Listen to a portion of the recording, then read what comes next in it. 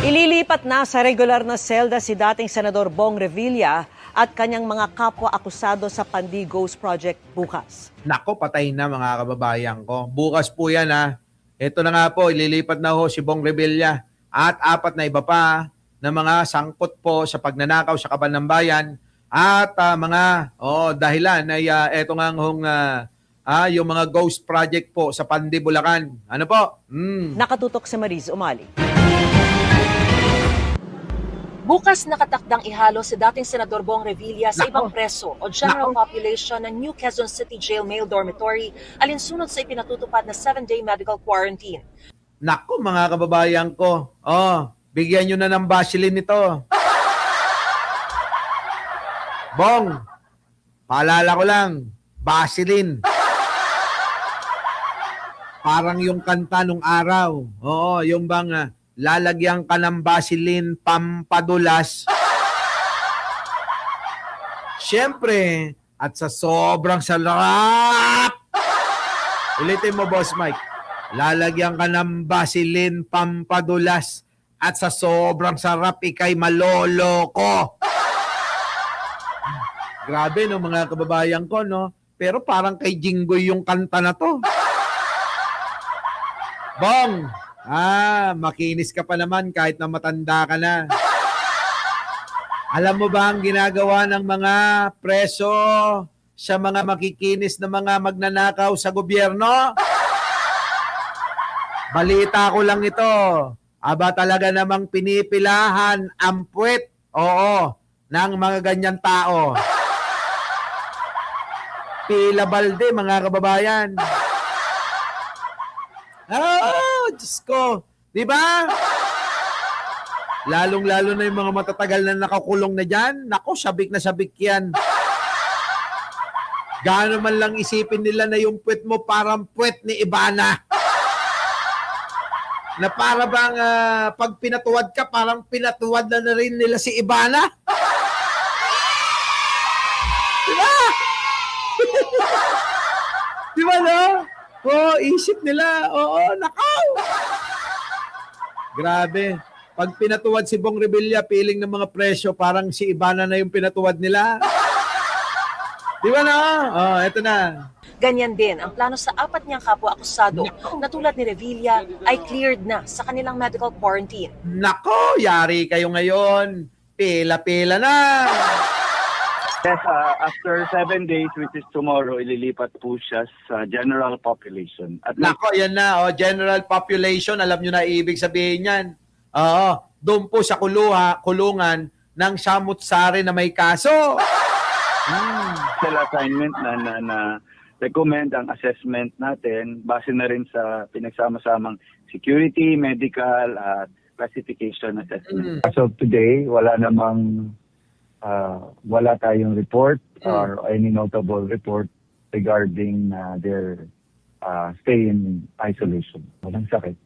Ang tanong, kanino isasama si Revilla? Gayong hiniling daw mismo ng apat na kapwa niya akusado na wag silang maisama sa dating senador. Hindi pwede. Wala, dapat yan sama-sama. Sila umanong nagdawit sa kanya. Definitely not with the four because of the previous request, and may merit naman ng request nila considering the nature of their case kung individually. Dapat yan iba-ibang selda. Selda 1, 2, 3, 4, 5, 6, 7. Para sa ganun mga kababayan, hindi makipag-usap-usap eh. Di ba? Pero may possibility pa siyang masama dun sa 7 na una na kinulong dito nung October. Yes, it's possible po. Hindi naman sila magka-co-accuse. Definitely may mga kasama siyang siyam. Yes, that's the instruction po. Grabe, di pang 10 na siya.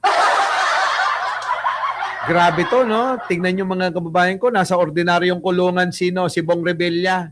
Dati mga kababayan nung ang mga leader ng bansa, si Gloria, si Pinoy at si Digong, ang kulungan ng mga ganyan, nasa, dyan sa may Krami sila. Parang bakasyonista. Pero ngayon sa panahon ni Pangulong Bongbong, sabi ko nga, ibang-iba na. Kung ikaw ay kriminal na katulad nila, pare-parehas kayo. Kung ano kinakain ng ordinaryo ng mga kriminal na katulad ni Bong Revilla, yun din ang kakainin niya. Diba? Kung lahat mga kababayan tinira sa puwet, kailangan ano, ganun din ba?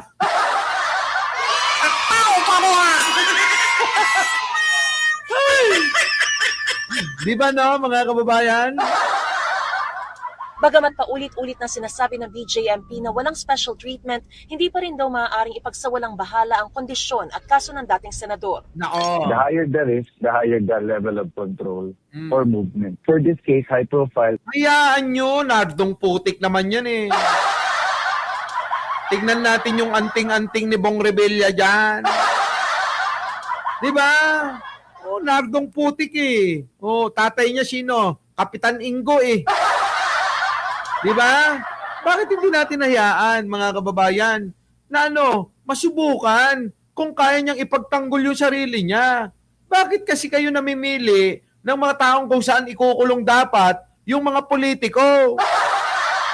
Di ba, John Adventure? Walang ganon. Subukan nating lahat kung tayo ay makulong. Ganon.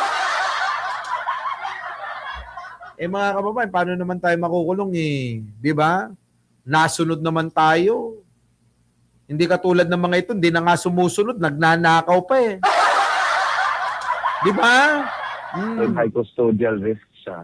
Dahil the nature of the case, at alam naman natin na may mga possibility pa sa iba-ibang mga sa general population na baka may manggulo o whatever.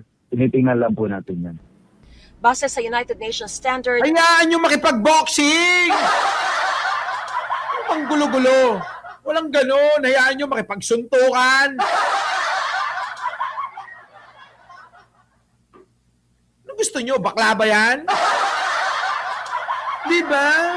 Yung bang kaya niya ipagtanggol yung sarili niya, suntukan. Galing-galing sa camera eh.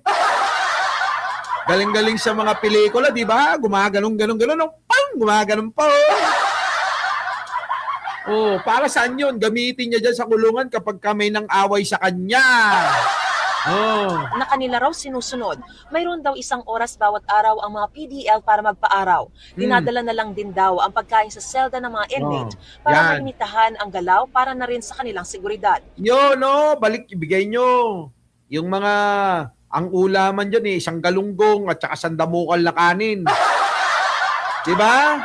Oo. Abay, mga kababayan ko, pagka hindi mga tuminuyang mga yan, pag di pa rin tumino, bitayin nyo na.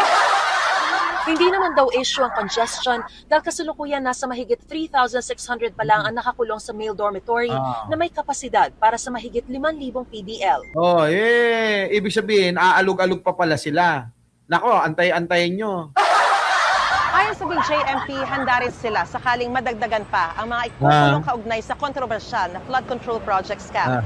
Dito halimbawa sa Quezon City Jail Male Dormitory, bukod sa 14 pang bakanteng selda, ay may 195 pang bagong gawang selda na maaari raw paglagyan ng mga bagong ipapasok na PDL. Mayroon Sa mga gustong pumunta. Total naman, idol ng mga DDS, yung mga tropa ni Bong Revilla, gayahin nyo na siya. Magpakulong na kayong lahat para makasama.